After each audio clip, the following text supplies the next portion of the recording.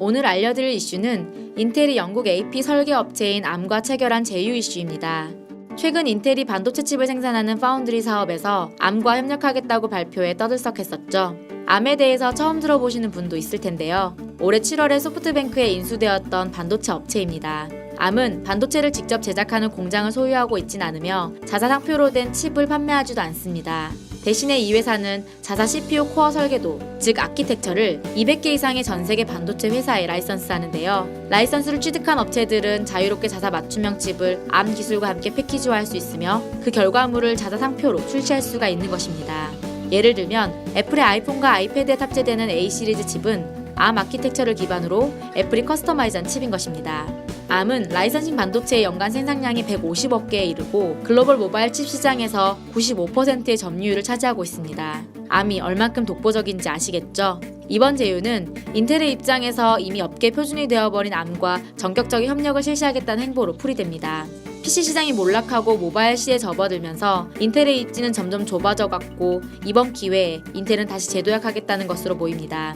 인텔은 독자 모바일 칩에 대한 고집을 버리고 오랫동안 축적해온 생산 노하우를 살려 시장 변화에 대응하고자 하는 행보로 풀이되는 것입니다.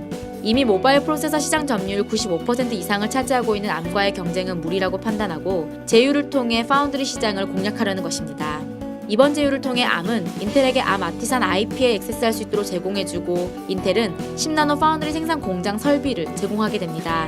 인텔은 모바일 AP를 설계하는 아키텍처 영역에서 독보적인 암과의 제휴를 통해 상대적으로 관심이 없던 파운드리 사업을 강화하고 모바일 AP 밸류 체인에서 전방위적인 시장 공략에 나서게 되는 것입니다.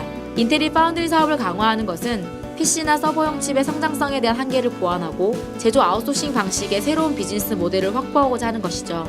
실제로 퀄컴 등 커스텀 칩 설계 업체들의 경우 대규모 설비 투자에 대한 위험을 방지하기 위해 파운드리에 의존하는 분위기가 조성되고 있으며 이는 인텔에게 기회가 될 수 있겠습니다.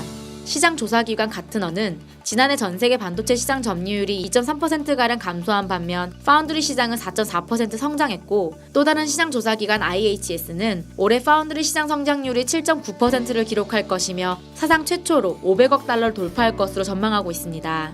인텔은 암과의 제휴를 통해 삼성이나 TSMC보다 정교한 미세 공정으로 애플과 퀄컴 등을 고객사로 유치할 수 있게 되었습니다. 외신에서는 이미 애플의 차세대 A 시리즈 칩을 인텔이 생산하고 있다는 설도 제기되고 있습니다. 애플의 A 시리즈 칩은 그동안 삼성과 TSMC가 만들어 왔었는데 서로 고객사의 물량을 빼앗아오기 위한 경쟁이 더 치열해질 수 있는 대목이 되겠습니다.